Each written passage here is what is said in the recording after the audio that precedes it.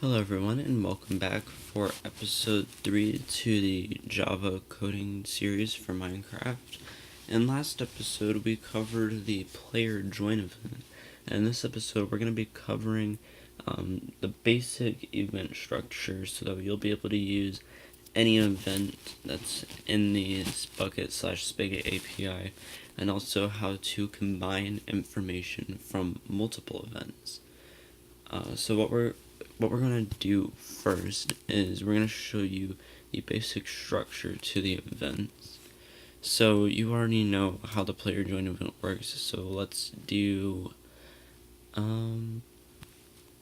we'll do player chat event. So we type public void on player chat event, again using that headless camel casing, and then we type async player chat event. Now I'll explain this again, if you've forgotten. This portion right here can literally be named whatever you want. It doesn't matter at all. And this here can be whatever you want. That doesn't matter. So again, what's going on here is that we have a method called onPlayerChat event, and when it's passed an async player chat event, we can pull all the information from that chat event, just like we can do with the player join event. So what we'll do here is we'll do a simple chat message edit. So we'll say string message equals e.getMessage. And what that get message does is it gets the message that the player is putting out, and then we can say e.setCanceled true. That makes it so the chat doesn't go out, and then we can say we can not e.setCanceled. We'll say e.setMessage, and then we can do like, we make it red and then add message. And so now if we were to compile and run this, then it would go ahead and say whatever I type, but then it would say it in light red. And you can do any number of things with this. For instance, you could put a character like that there, and then now every message will be prefaced by that character in red. Or then you can also reset it and it'll look normal, but with that red character. Another thing that you can do with this is you could say have like an allowed chat list.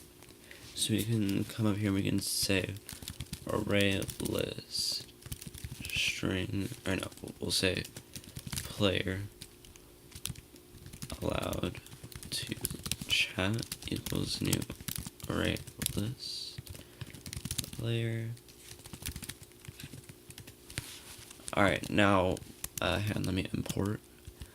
And again, to import is shift on my computer. Since I have a Mac, it's shift command O, but on Windows I believe it's control shift O. I might be wrong on that. Anyways, so let me go ahead and explain exactly what I've created here. So what we've created is an object called an array list. An array list is literally just a fancy way of saying a list of something. And whenever we make a list of something, we have to specify what that something is. So that's where these caret type brackets come into place. Whenever we have to specify the type of something, we make these caret brackets, and then we put in what it's a list of. So in this case, we have a list of players, but it says player because that's what the object is, but we have a list of players. And right now it has nothing in it, but something that you might want to do is you might want to come to onEnable, and we could say, we don't even have to do that. We could just say if e.getMessage equals add, then we'll say allowed to chat dot add get player set cancel true p dot send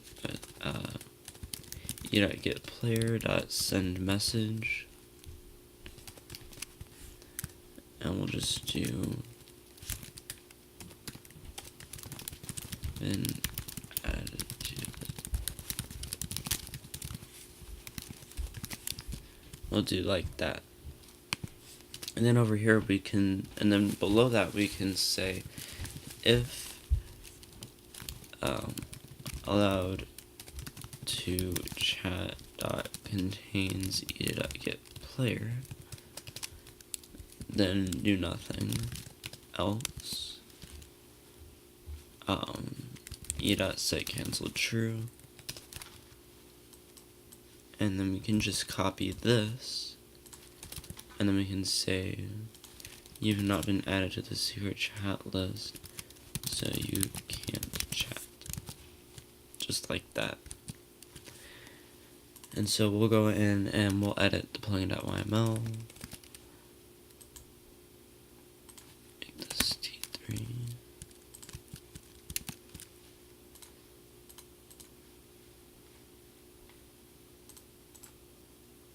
Go ahead and rename this to T3. And we'll go ahead and export this. And then we're going to, I've actually got a new server set up for this, so that way server loading doesn't take forever. Alright, so the server started up and Minecraft is up. So we're going to go ahead and log into the testing server. And then once we're in, what you'll see is if we run /pl, there's only 2 plugins in here, and if I try to say something, okay, so what we forgot to do is we forgot to mark this as an event handler. That's a very important thing to do. So this is some troubleshooting stuff, so even when I get some stuff wrong, I still include in these mess ups just so that way you can see what the troubleshooting process looks like. Because if you know how to troubleshoot yourself, then you don't have to constantly go ask people on forums the answer to stuff. So you can see one of the things that you should always do if something isn't working is you want to validate your assumptions. So I'm assuming that the message is add and not anything else. So what I'm going to do is I'm going to have it print out what the message is at the beginning of the chat. And because we're calling this before the cancel event, this should, it'll tell us that the message is hi. So our message is in fact add. So it looks like so something that we might want to do, we want to say if message dot equals ignore case add. This could possibly work better, but we'll go ahead and see. And you'll notice how after verifying that it worked, after verifying that the message was what we wanted it to be, I didn't remove that broadcast message just so that way we're still validating that it works correctly. So see, the message is hi, and now we've been added, so now we can chat normally. Now you can see if we type add again, it won't add us back into it, and that's because we're already into it. And so we're already in here, so it doesn't need to tell us that. It's just since we set it up so to see if it already contains us, and won't say anything, so that's cool. So something else that we could also do is we could say, we could literally copy this, just type an else here. You can see you've been removed from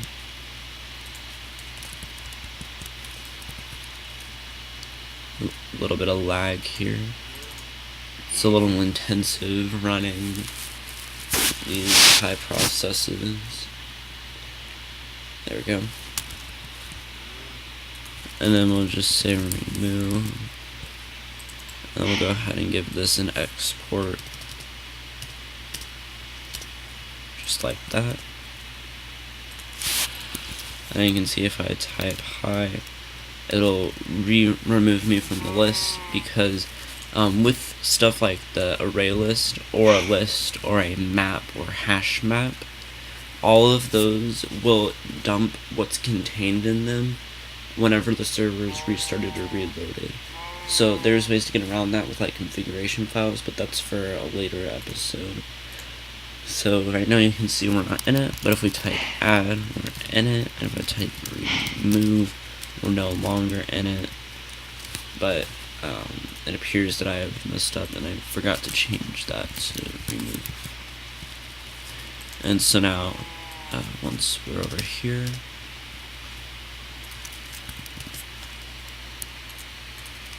type hi, add, hi, remove, hi. And there we go. So that's a working little private chat thing. Now obviously you could set the message for add to like literally just some keyboard spam so nobody could guess it, but that's a simple chat thing. So what I'm gonna do, I'm gonna go ahead and I'm gonna get rid of this, and we're gonna delve into some more complicated methods. The next method that we'll go into is the the player movement. So say at movement handler public void on player move event player move event import that, and let me go ahead and turn my sound down.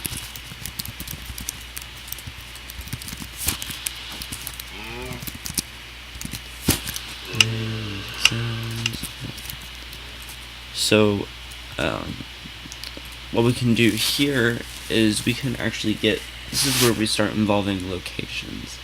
So I'll show you a little bit of what we can do with this, and this will give you kind of an idea on some more advanced stuff that we can do, like maybe an anti-cheat in a future episode. But what we can do here is we can say e.get not get class, e.get, sorry, I keep pressing enter, say e.get to, and then that gives us the location that the player is going to, and we can also say from to get the location that they're coming from. So we'll just do something simple here. We'll just say double distance equals math dot subtract. Wait, hang on.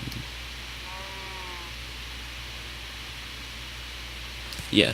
Wait. So if we do math dot subtract, or actually, hang on. How do I want to do this? Let's say if e dot get to is greater than e dot get from. Oh, actually, you can just say e dot get e dot get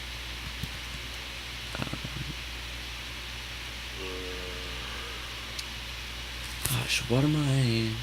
Oh, that's right. So what we're gonna do, we're gonna go back to the double thing that we had. If you've been through high school math, then you know this formula. We're gonna do the distance formula. So we're gonna say math dot square root, and I'm sure you all know the distance formula. We're gonna say e dot get from dot get at plus e dot get 2 dot get x. And actually, I almost forgot. You need to, in order to make this accurate, we have to math.abs both of these values. So say math.abs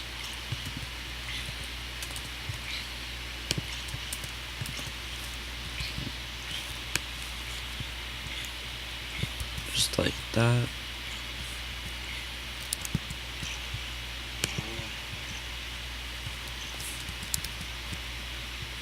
And actually, let me make sure I'm doing this right, because I think this might be a minus right here. So that is supposed to be a minus. And now we have that. Oh, no, that's supposed to be a minus there. This is a plus here. So now we can change this to z, because z is the other horizontal one. And then we just copy this whole big thing.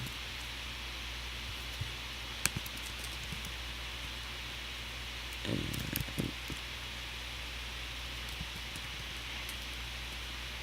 paste it there. Then we have an error, which you'll often have errors.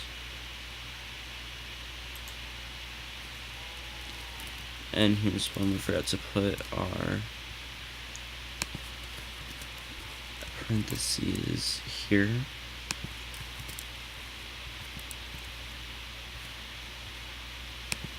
So again, minor fixes to make.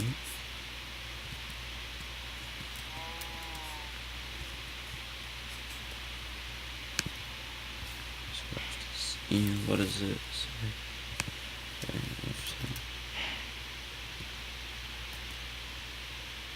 Okay. So now that that is there, that's a long math calculation. What we can say is we can say bucket dot broadcast message, and we can say move distance, and we can say distance. So now if we go ahead and export this, give it a reload, then now you will see that whenever we move, our chat gets a little bit spammy, but whenever we move, it'll show us some really useful information.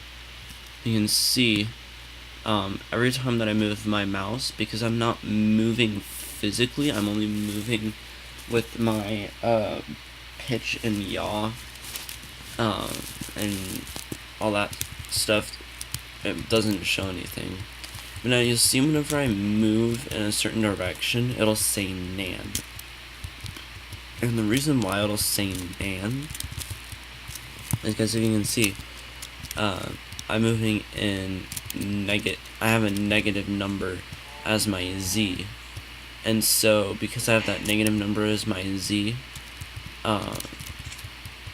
because we're doing abs on the z, which is something that I forgot about, because the z is negative, it's not going to work correctly.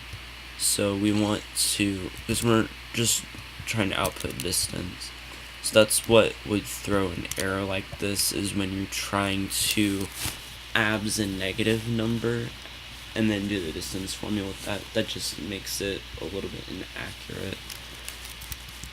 Yeah, so it's a simple sort of functioning distance output. So something cool to mess around with. But the next thing that we'll go into, we can make, so we can do this cool thing where we can actually detect the block that's underneath the player.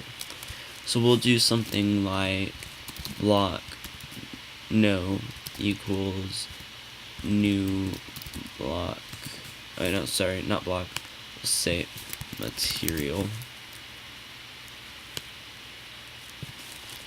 equals material dot, and we'll say we'll say diamond block. And so now we can say if e dot get to dot get block dot dot get location dot subtract, and then we just put in 0, 1, 0, and then that's just subtract getting the block that the player is on and getting the block below them. If we do that, and then we say dot get get block dot get height equals no. We'll say e dot get player dot teleport e dot get from. We'll say e dot get player dot send message you can't walk here, and then I'll just make it red just like that. I'll change this to allowed to walk. Let's say and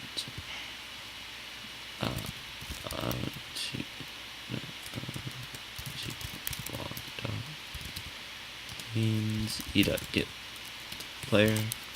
And so if we put an exclamation mark in front of this basically turns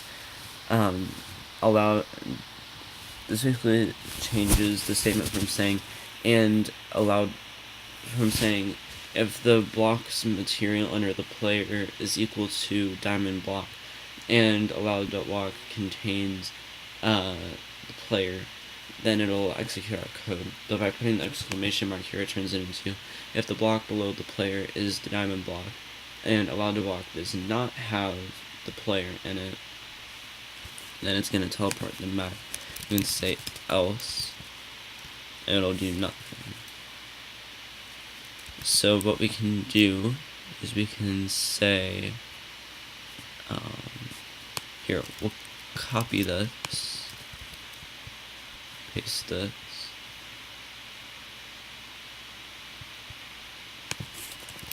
we'll copy that as well, yes, I'll make this emerald, we'll say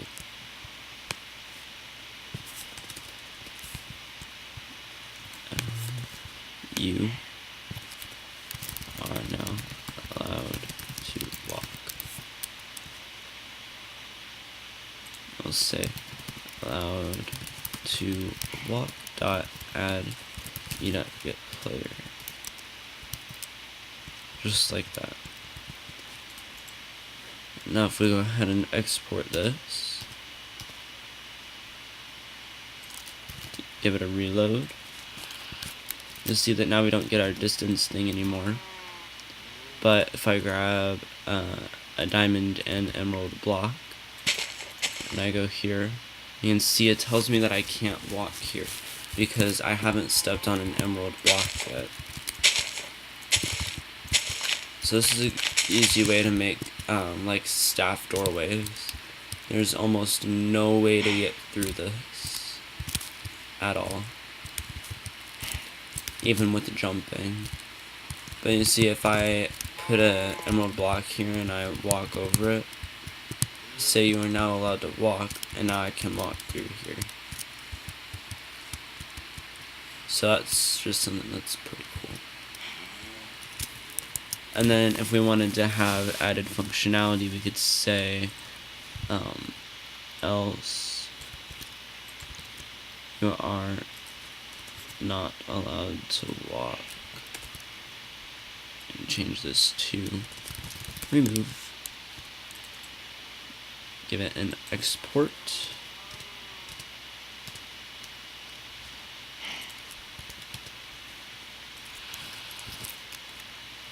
And then you can see, oh wait, hang on. I put that in the wrong spot.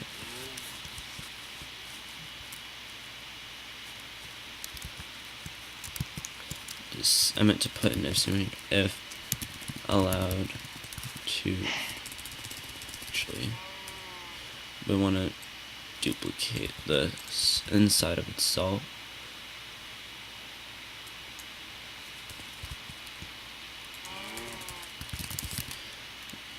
Put C here.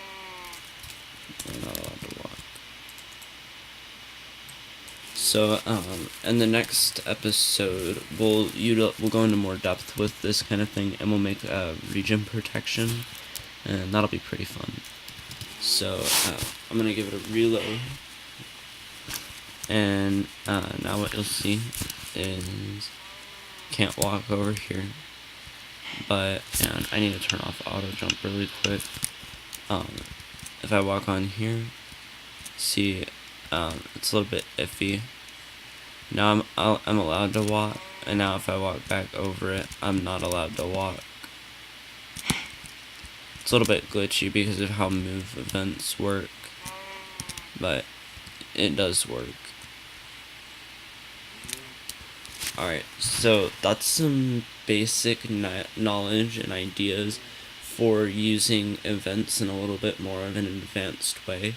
Hopefully I've given you some ideas and some guidance into making your plugin dreams come true.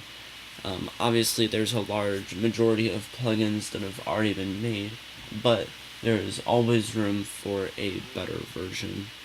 And the goal here is to give you the tools to be able to create that.